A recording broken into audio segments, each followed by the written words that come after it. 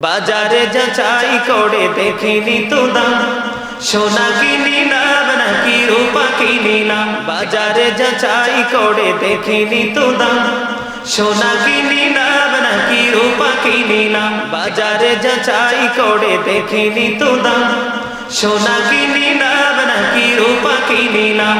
ঠিক কি না? সন্তান সম্ভব হলো, এখন তারা দূর স্বামী স্ত্রী মনে মনে চিন্তা করলো, আমার সন্তান যেটাই হোক আমি এটাকে আল্লাহর পথে কুরবানি করে দিব।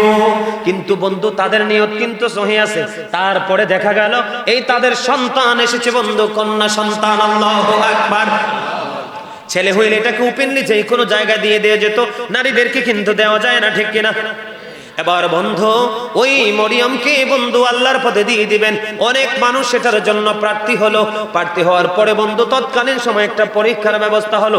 কেউ বলেছেন লোহার শীষটা পানিতে ফেলেছে, যার লোহার শীষ বেশি উঠবে সেই মরিয়মকে নিবে। আবার কেউ কেউ বলেছেন পানির স্রোতের মধ্যে বন্ধু শীষটা নিক্ষেপ করা হবে, যার শীষ উজানের দিকে ভেসে ভেসে আসবে সেই বন্ধু পাবে। হান্না বিনতে পাকুস তার সন্তানকে নিয়ে যাবে। সর্বশেষে বন্ধু লোহার শীষ হলো পরীক্ষা। কে রামান কাতিবিন কাঁদে বসিয়া, সকল কর্ম লিখিতেছে হুকুমনিয়া, আল্লাহর হুকুমনিয়া। 40 কদম হাঁটিয়া আসবে রে সজন, মুনকারে নাকির হাজির হইবে রে তখন। ঘুমটা খুলিয়া চল হো হো মুসলিম ভাই, ঘুমটা খুলিয়া চল করিবেন তখন। 40 কদম হাঁটিয়া আসবে রে সজন। কি সওয়ালের কি জবাব হইতে যে পারে, সময় থাকিতে অমন জানিও তারে, অমন জানিও তারে।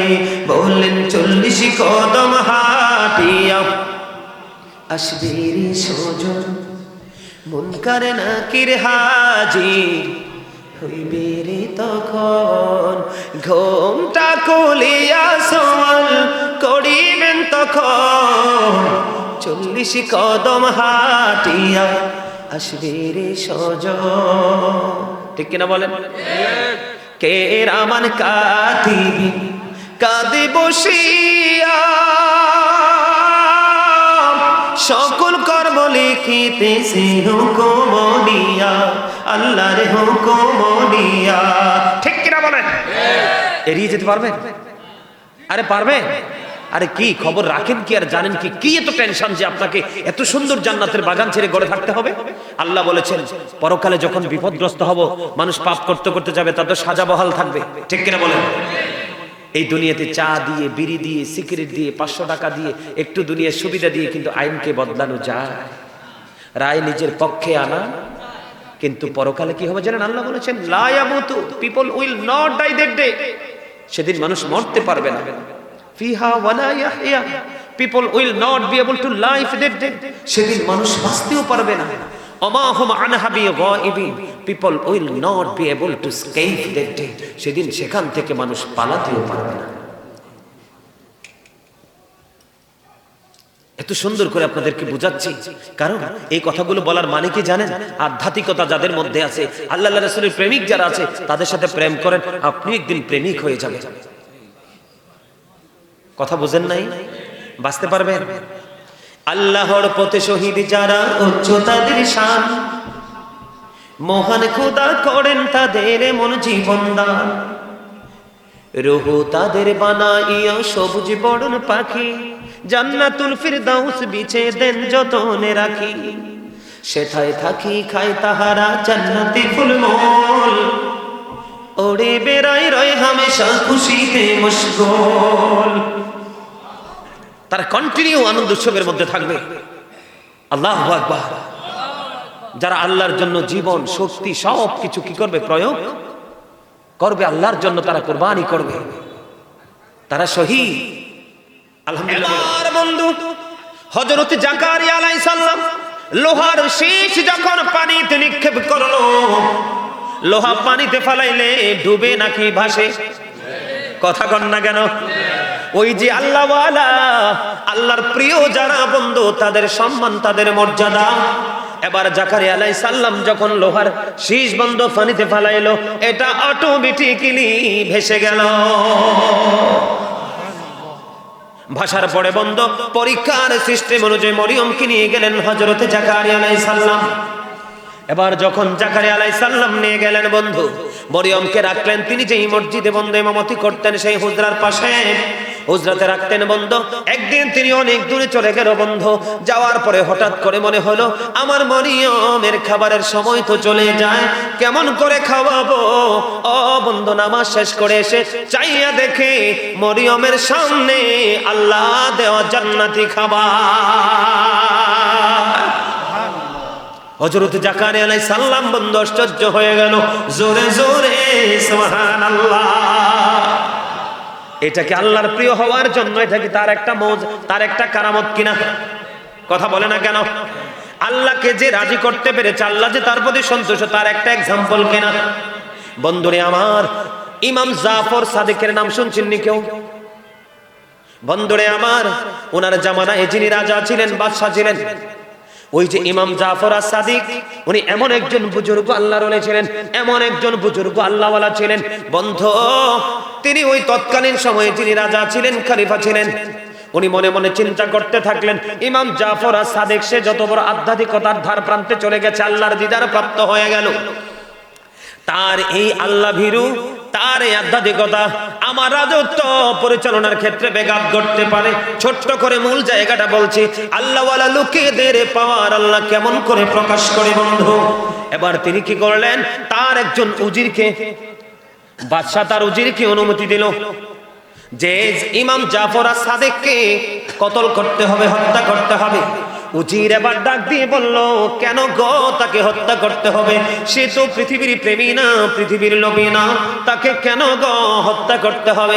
এবার তিনি বললেন, আমি তোমার মনিব, তুমি হলা আমার গোলাম, আমার উজির, তাকে তোমরা কৌশলে আমার এখানে নিয়ে আসবা। বন্ধু যত ধরনের অপকৌশল করলেন সবগুলো তিনি মেনে নিলেন। মেনে নেওয়ার পরে বন্ধু ইমাম জাফর সাদিককে আনার জন্য তৎকালীন সময়ে বাদশার উজির চলে গেল। যাওয়ার পরে ইমাম জাফর সাদিককে তিনি দেখলেন বাদশার দরবারে। যাওয়ার পরে যখন এই বাদশার কামরার মধ্যে ইমাম জাফর সাদিক যখন রওনা প্রবেশ করলো, প্রবেশ করার পরে ওনার চৌকি মুখে বন্ধু একটা ক্ষিপ্ততার ভাব ছিল। রাজা দেখে ভয় পেয়ে গেল, ওই বাদশা দেখে বন্ধু ভয় পেয়ে গেল। এবার ভয় পাওয়ার পরে তার কৌশল যেটা ছিল, তার রাজ সিংহাসনে বসাবে, বসানোর পরে বন্ধু তাকে হত্যা করে ফেলবে। এবার যখন বন্ধু তার রাজ সিংহাসনে বসে গেল, ইমাম জাফর সাদিক আল্লাহর একজন বুজুর্গ, আল্লাহর প্রিয় বান্দা ছিলেন বন্ধুরে আমার।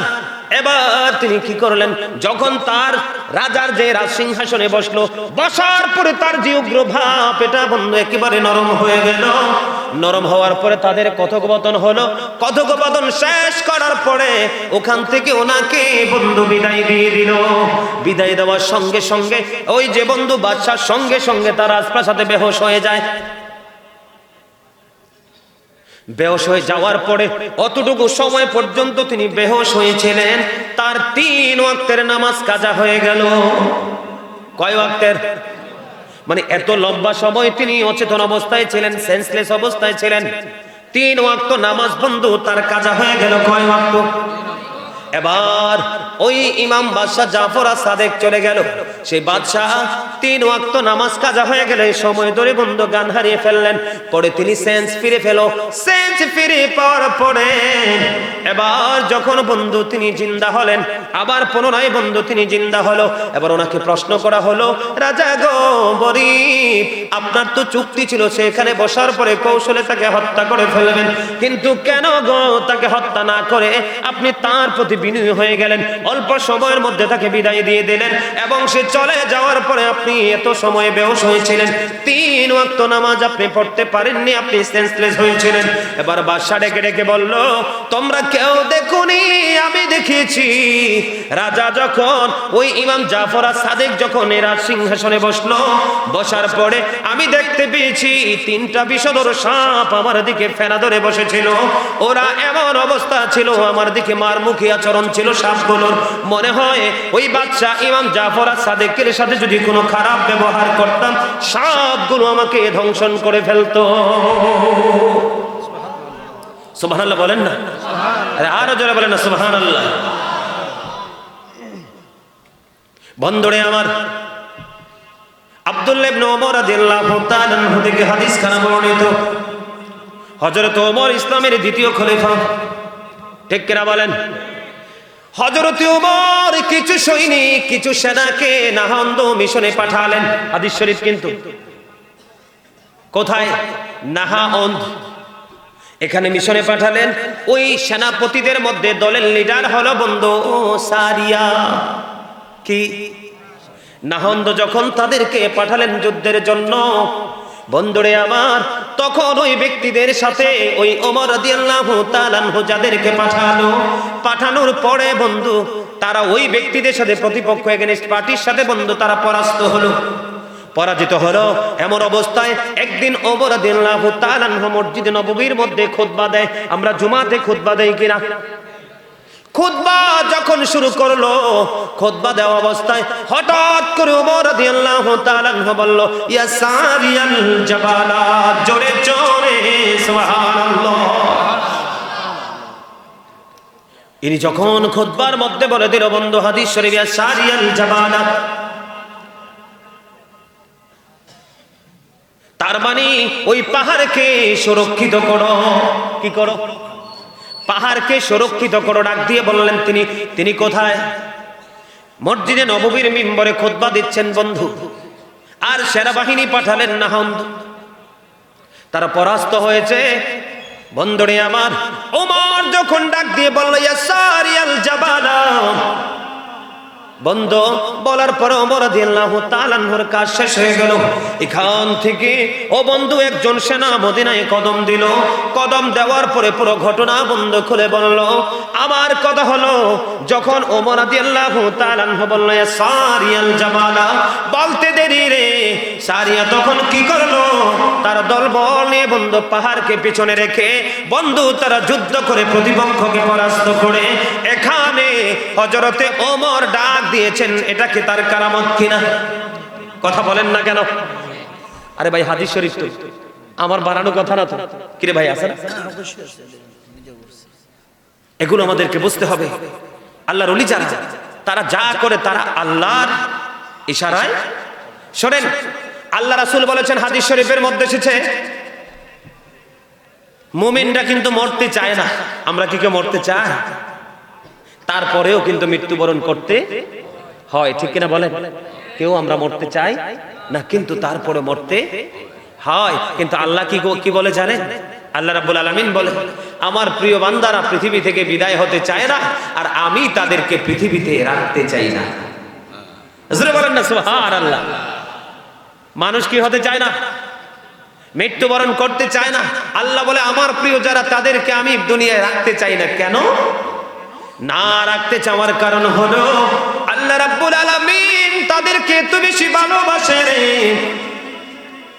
তাদেরকে এত বেশি মহব্বত করে রে বন্ধু, তারা পৃথিবীতে বেঁচে থেকে লাঞ্ছিত হোক, অপমানিত হোক, তাদের ইজ্জতের চাদর ধরে কেউ টানতো, এটা আল্লাহ কখনোই চায় না। এই জন্য আল্লাহ তাদেরকে লাঞ্ছিত হওয়ার আগেই পৃথিবী থেকে নিয়ে যায়। আল্লাহর প্রিয় যারা, আল্লাহর ওলি যারা, আল্লাহর বন্ধু যারা, এটা আল্লাহর পক্ষ থেকে তাদের প্রতি বিশাল একটা এক্সপেকটেশন, ঠিক কিনা বলেন? আরো জোরে, আর একটু মহব্বতে। আমার কথা ঠিক না ঠিক? আমার ওয়াজ কিন্তু শেষ, আর আলোচনা করব না। কালকে অনেক দূরে প্রোগ্রাম, প্রতিদিন প্রোগ্রাম করতে হয়। আজকে এসে সকালে চট্টগ্রাম থেকে কন্টিনিউ প্রোগ্রাম করতে হয়। মানুষ তো চায় কথা শুনতে। আসলে আমি আজকে আপনাদেরকে একটা জিনিস বুঝাইতে চাইছি, সেই জায়গাটা হলো আল্লাহর ওলিদের কারামত মিথ্যা নয়, সত্য। কথা বলেন, আল্লাহর ওলির কারামত কি? কথা বলে না। আল্লাহর ওলির কারামত কি? সত্য। তারা যা করে সেটা আল্লাহর ইচ্ছাতেই করে, ঠিক কিনা বলেন? তারা যা করে কার ইচ্ছাতেই করে? আল্লাহর ইচ্ছাতেই করে।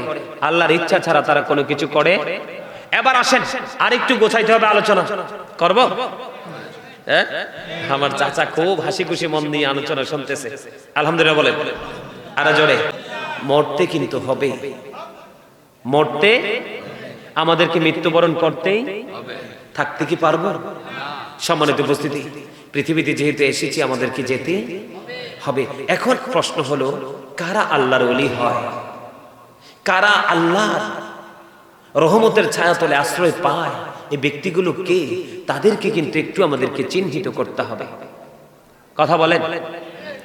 আল্লাহর ওলি হতে হলে এই দিকে আমার দিকে তাকান।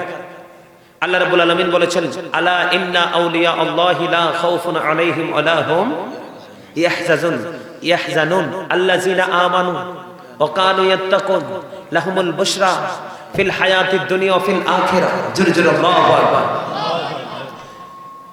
এখানে আল্লাহ রাব্বুল আলামিন একটা কথা চমৎকার ভাবে বলে দিয়েছেন, আল্লাযিনা আমানু, যারা ঈমান এনেছে। কি এনেছে? ওয়া কানু ইয়াত্তাকুন, এবং আল্লাহকে ভয় করেছে। কি করেছে? আল্লাহকে ভয় করেছে। আল্লাহ তারপরেই বলেছেন লাহুমুল বুশরা, তাদের জন্য সুসংবাদ, ফিল হায়াতিদ দুনিয়া, দুনিয়ার জীবনে, ও ফিল আখিরা, এবং পরকালের। প্রথমত আপনাকে কি হতে হবে? কথা বলেন। আরে এটা তো একটা ক্লাস। এটা কি? এটা ক্লাস। তো আমি যে কথাগুলো বলছি আপনাদেরকে একটা বিষয়ের উপর আপনাদেরকে আমি ইনস্ট্রাকশন দিচ্ছি, উপদেশ দিচ্ছি, পড়াচ্ছি। এখন আপনারা এগুলো মনে রাখতে হবে না? কথা বলে না, মনে রাখতে হবে না? তোর মনেই যদি না রাখতে পারেন তাহলে ওয়াজ শুনে লাভ হবে কি? লাভ হবে? এখানে যে আমার চাচা, আমার বাবার মতো, দাদার মতো আছেন, আজকে কিন্তু সবাই আমার ছাত্র, ঠিক কিনা? হ্যাঁ, আজকে কিন্তু সবাই ছাত্র, যত বড়ই হন না কেন। এই মুহূর্তে কিন্তু আপনারা স্টুডেন্ট, আমি হচ্ছে টিচার, ঠিক কিনা বলেন? আপনারা কিন্তু আমার কথা শুনতে হবে মন দিয়ে। এই দায়িত্ব তো আল্লাহ দিয়েছেন। কে দিয়েছে? প্রথমত আল্লাহ কি বলেছে? ঈমানদার হতে হবে। আজকে আমাদের ঈমানে গলদ বিধায় কিন্তু আজকে আমাদের বাংলাদেশে বিভিন্ন ধরনের মত, বিভিন্ন ধরনের চিন্তা, বিভিন্ন ধরনের টেনশন। বলে হুজুর আমরা ঈমানদার না কেন বললেন? এখন বর্তমানে কিন্তু আমাদের নবীকে নিয়ে মানুষ অনেক ধরনের বোকার মতো কথাবার্তা বলে। বলে কি বলে না? আর জোরে বলেন না। আমার নবী বলেছেন, ক্বালা আইয়ুকুম মিথলি, তোমরা কে আছো আমার মতো? বলেছে কখন? আজ থেকে ১৫০০ বছর আগে। কত হাজার? ১৫০০ বছর আগে বলেছেন, ক্বালা আইয়ুকুম মিথলি, তোমরা কে আছো আমার মতো। আজকে কিছু আফসোস লাগে, তারা কি পড়াশোনা করেছে আমি জানি না, কিছু মৌলবী তারা বলে নবী নাকি তার ভাই। আপনারা বলে তাদের কি ঈমান আছে? কথা বলেন। যারা বলে নবীকে ভাই, তারা কি ঈমান আছে? আবার কেউ বলে, কি বলবো আমি, এগুলো নোংরা কথা বলতে চাই না, আপনাদেরকে একটা কথা মনে করিয়ে দিলাম, এমনি করে করে কিন্তু নবী সম্পর্কে অনেক ধরনের নোংরা মন্তব্য, নিচু মন্তব্য করে। নবীকে ভালোবাসা, নবীকে সম্মান দেওয়া, নবীকে মর্যাদা দেওয়া একজন মানুষের জন্য, ঈমানদারের জন্য ফরজ। কি? শুধু নবী নয়, নবীর আহলে বাইত যারা আছে তাদেরকেও সম্মান করা, ভালোবাসা ফরজ। আপনাদেরকে মনে রাখতে হবে, আলা আলা ঈমান লিমান লা মুহাব্বাতা লা, নবীর প্রেম নাই তো ঈমান। আজকের মানুষের মধ্যে যথেষ্ট নবীর ভালোবাসার অভাব। এই জন্য কিন্তু তারা যথাযথ সিদ্ধান্ত নিতে পারে না, কোনটা সঠিক কোনটা বেঠিক তারা এটা আইডেন্টিফাই করতে পারে না। আমার কথা কি আপনারা বুঝতেছেন? কথার দ্বারা, কাজের দ্বারা, অন্তরের চিন্তা ভাবনার দ্বারা নবীর শান মানকে খাটো করা কুফরি। কুফরি যারা করে তারা কি ঈমানদার থাকে? কথা বলেন। যারা কুফরি করে তারা কি ঈমানদার থাকে? এই আমার দিকে তাকান। হাদিস শরীফের মধ্যে এসেছে, রাসূল বলেছেন, ক্বালা মান সাব্বা নাবিয়্যা ফাকতুলুহু ওয়া মান সাব্বা আসহাবি ফাদরিবুহু। রাসূল বলেছেন, যারা নবীকে গালি দিবে, নবীর শানে আঘাত করবে, নবীর ইজ্জতের চাদর ধরে টান দিবে, নবী বলেছেন আমার উম্মতরা তোমরা তাদেরকে হত্যা করে ফেলো। কি করে ফেলো? খুন করে ফেলো। ওমান সাব্বা আসহাবি ফাদরিবুহু, যারা সাহাবায়ে কেরামদেরকে গালি দিবে তাদের শানে আঘাত করবে, তোমরা তাদেরকে প্রহার করো, তার মানে পিটাও, মাইর দাও। এখন আমরা কি মাইর দিই না? ওই বক্তা বললে তাকে আমরা সাপোর্ট দিই। আয় আমার দিকে তাকান না কেন? যিনি চোর, ওনাকে যদি আরেকজন চোর না বলে তাহলে উনিও চোর, মনে রাখতে হবে। যিনি কুফরি করলো, ওনাকে যদি আরেকজন তুমি কুফরি করেছো এই কথাটা সত্যটা না বলে তাহলে তিনিও কুফরিকে সমর্থন দিয়ে কুফরি করে ফেললেন। কথা কি বুঝতেছেন? সম্মানিত উপস্থিতি, আল্লাহর হাবিব সরকার মদিনার সাথে আমাদের চমৎকার একটা কি রাখতে হবে? মহাব্বত। কেন রাখতে হবে? এটা আমার কথা না, আমার দায়িত্ব আপনাদেরকে জানিয়ে দেওয়া। এই কারণে রাখতে হবে। আমার দিকে তাকান। ইহুদি খ্রিস্টানের যে ধর্মগ্রন্থ আছে, সেই ধর্মগ্রন্থ দ্বারা ইহুদি খ্রিস্টানরা প্রমাণ করেছেন, he that loveth not knoweth not God, for God is love. যেজন প্রেম করে না সেজন আল্লাহকে জানে না, for God is love, আল্লাহই প্রেম। এটা কার বক্তব্য? ইহুদিদের বক্তব্য। কার? এরা কি আমাদের বন্ধু না শত্রু? আল্লাহ বলেছে ইন্নাল কাফিরিনা কানু লাকুম আদুওয়াম মুবিনা। আল্লাহ বলেছেন the heretics are the eternal enemy of the believers. ঈমানদারদের প্রকাশ্য শত্রু হলো ইহুদিরা, বেঈমানেরা। কারা বলছে? কে? এখন তারা বক্তব্য দিতেছে তাদের ধর্মগ্রন্থ বাইবেল দ্বারা, এটাকে ইংলিশে বলা হয় দা ওল্ড ও নিউ টেস্টামেন্ট। ওটা তোরা বক্তব্য দিচ্ছে he that loveth not knoweth not God, for God is love. যেজন প্রেম করে না সেজন আল্লাহকে জানে না, for God is love, আল্লাহই প্রেম। কিন্তু আল্লাহ রাব্বুল আলামিন বলতেছে নো, এটা আল্লাহর কাছে গ্রহণযোগ্য নয়।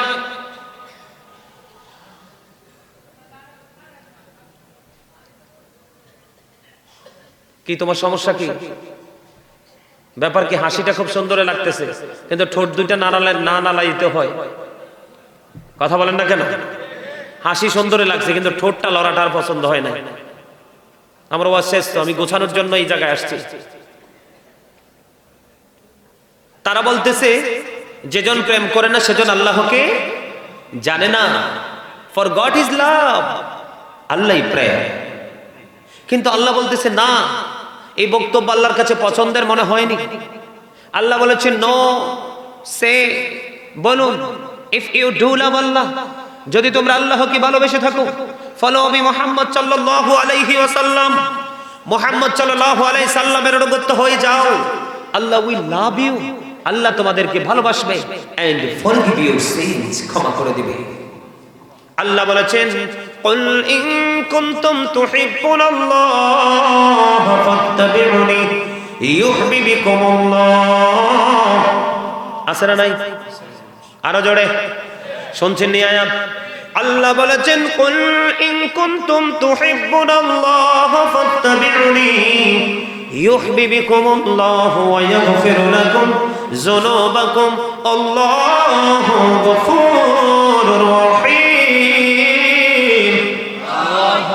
আল্লাহ বলেছে হাবিব আপনি জানিয়ে দেন, যদি কেউ আমি আল্লাহকে পেতে চাই, কি করতে চায়? তাহলে নবী বলেছেন ফলো মি, তোমরা আমি নবীকে ফলো করতে হবে। নবী ছাড়া উপায়, নবী ছাড়া উপায়। এই নবীর কাছে যাওয়া, নবীকে ভালোবাসাই হলো ঈমান। আল্লাহ শুধু এখানে ক্ষান্ত নয়, আল্লাহ আরো বলেছেন মাইয়ুতির রাসূল ফাকাদ আতাল্লাহ। আল্লাহ বলেছেন হি হো অবিস দ্য অ্যাবসেল অবিস আল্লাহ, যে ব্যক্তি রাসূলের নির্দেশ মানলো সে যেন আল্লাহর নির্দেশ মানলো। তাহলে আল্লাহকে পাইতে হলে, আল্লাহর নির্দেশ মানতে হলে আগে রাসূলের কাছে যেতে হবে, কারণ আল্লাহ নিজে কোনো কিছু পৃথিবীতে এসে বান্দাকে দেয়নি, প্রত্যেকটা নিয়ামত আল্লাহর হাবিবের মাধ্যমে পাঠিয়েছে। অস্বীকার করার কোনো সুযোগ আছে? আর জোরে, অস্বীকার করার কোনো সুযোগ আছে? অস্বীকার করার মতো কোনো সুযোগ করলে আপনি কাফের, ঈমান নষ্ট হয়ে যাবে, ঠিক কিনা বলেন? আরো জোরে মহব্বতে। সম্মানিত উপস্থিতি, আমাদের নবীকে আমরা প্রাণের চেয়ে বেশি ভালো, যদি ভালো আমরা না বাসতে পারি, কোনো কারণে যদি শত্রুতা হয়ে যায়, তাহলে কিন্তু আমাদের জীবন কিন্তু